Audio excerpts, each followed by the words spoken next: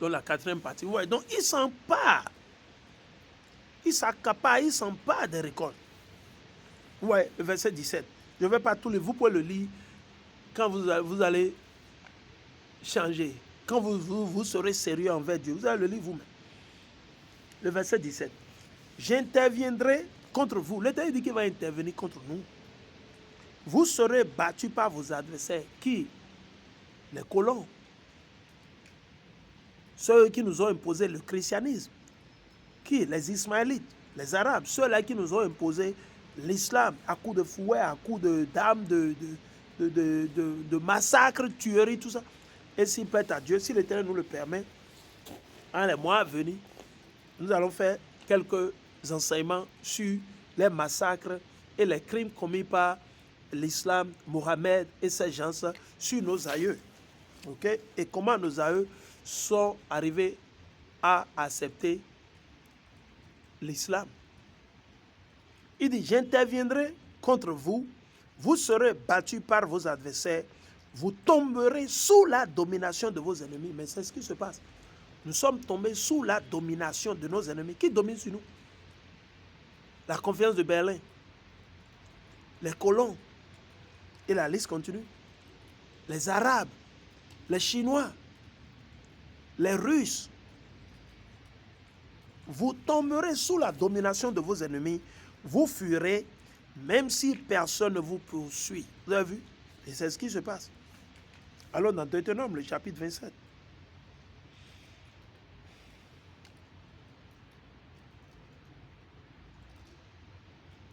Deutéronome, le chapitre 27. On va lire 25 à 26.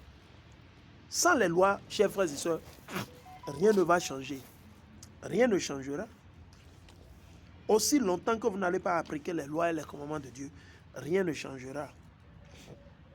Ok, rien ne changera, je vous le dis. Je vous le dis ouvertement et sincèrement.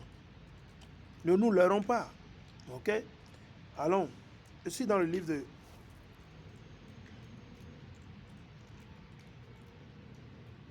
Deutéronome, le chapitre 27, le verset 25 à 26. Deutéronome 27, 25 à 26, et je lis. Maudit soit celui qui accepte de l'argent pour assassiner un innocent. Ceux à qui on donne de l'argent pour arrêter les gens et les envoyer en prison. C'est des gens maudits. Vous me suivez? C'est des gens maudits. Si la personne avait commis un crime, c'est autre chose.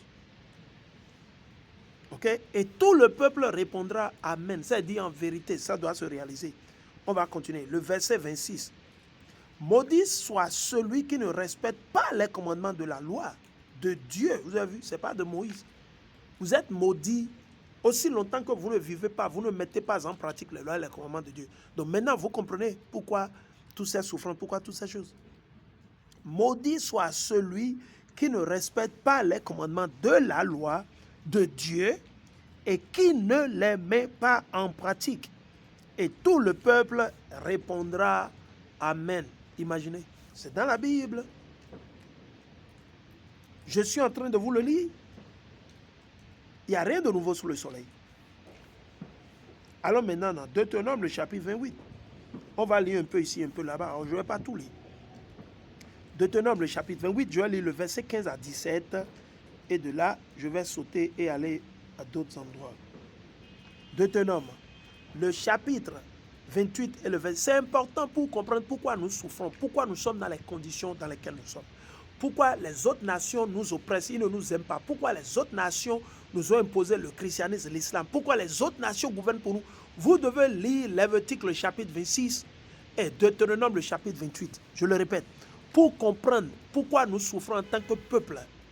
Si réellement c'est nous le peuple de Dieu, pourquoi nous souffrons aussi tant? Et la réponse est écrite dans Lévitique, le chapitre 26 et Deutéronome, le chapitre 28. Vous devez les lire. Et si vous avez des questions, posez les questions, on va répondre. Deutéronome 28, le verset 15 à 17. Ok? Et je vais lire le verset 28 à 29. Par contre, si vous n'obéissez pas au Seigneur votre Dieu, si vous ne veillez pas à mettre en pratique tous les commandements et les lois que je vous communique aujourd'hui de sa part, alors il vous infligera les malheurs que voici. Ok? Le verset 16. Il maudira ceux qui habitent les villes et ceux qui habitent la campagne. Qu'est-ce qui se passe dans les villes? Au Bénin, en Côte d'Ivoire, aux États-Unis d'Amérique, partout où nous on vit. Qu'est-ce qui se passe? Ces zones sont maudites. Nos frères meurent, nos frères et sœurs meurent. C'est les maladies, les problèmes, situation après situation. C'est compliqué. Rien ne marche, ni en ville, ni au village. Les gens fuient la campagne pour venir en ville. Et c'est pire, ils n'arrivent plus à supporter, à payer le loyer. Et qu'est-ce qui se passe au finish? Ils se livrent à la dépravation sexuelle. Ils se livrent, ils rentrent dans les sectes sataniques. Ils vendent leur âme à Satan pour s'enrichir. Et tout le monde cherche le gain facile. Et c'est ce qui se passe. Il ne mettra pas de fruits dans vos corbeilles. Et c'est ce qui se passe. Les arbres qui avaient l'habitude de donner des millions, des centaines de fruits, aujourd'hui, vous allez constater, les arbres fruitiers ne donnent plus de fruits comme cela se doit. Parce que nous ne vivons pas selon les lois que l'Éternel nous a données à travers Moïse. Chacun fait ce qu'il veut. Ni de farine dans vos pétrins. Parce qu'on a besoin de la farine pour faire la pâte. Farine de manioc, farine de maïs, farine d'igname, farine de patate, farine de riz ou farine de mil, de blé, du sorgho. Il n'y en a plus comme cela se doit.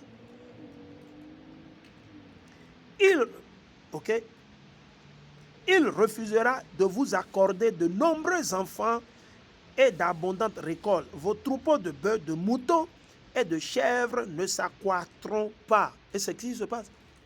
Auparavant, un mouton pouvait enfanter peut-être 4, 6, 8, même plus. Mais aujourd'hui, peut-être 1, 2 ou plus.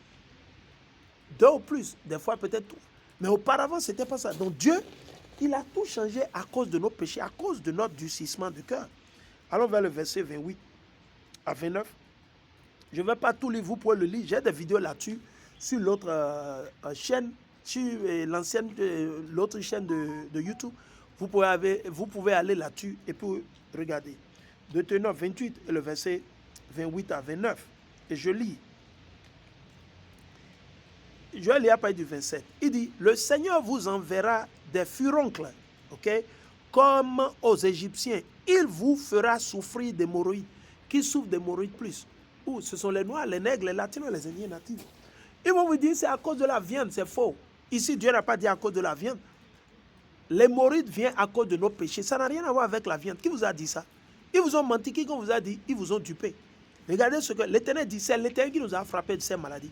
Ce n'est pas parce que vous avez mangé assez de viande, assez de poisson. Ça n'a rien à voir avec ça. C'est parce que nous vivons au milieu du péché. Vous vivez au milieu du péché. C'est tout. Point final. Je vais le lire. Ça fait partie des malédictions. C'est des malédictions. C'est des malédictions.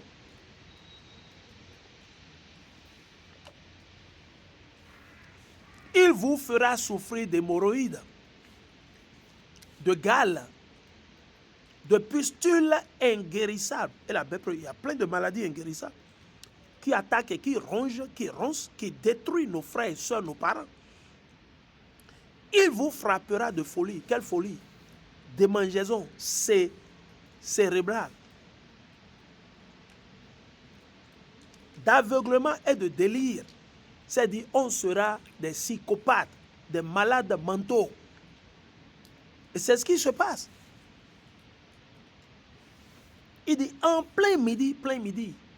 Parce que nous ne sommes pas aveugles physiquement, mais nous sommes aveugles spirituellement. C'est pour ça que des gens comme les Patrice Talon gouvernent sur vous. Parce que le peuple est aveugle spirituellement. Il faut que le peuple se réveille spirituellement, excusez-moi. Il dit, en plein midi, vous avancerez en tâtonnant comme des aveugles. Aucune de vos entreprises ne réussira. Vous écoutez très bien. L'Éternel dit, aucune de vos entreprises, de nos entreprises, ne réussira. Vous serez sans cesse exploités et dépouillés et personne ne viendra à votre secours. Oui. Quand ils sont venus nous coloniser, nous tuer, nous imposer l'islam, le christianisme. Vous avez déjà vu quelqu'un, les Chinois, venir nous délivrer? Vous avez déjà vu les Égyptiens venir nous délivrer? Au contraire, ils ont encore aidé nos ennemis. Parce que c'est un truc qu'ils ont formé ensemble. Ouais, je viens.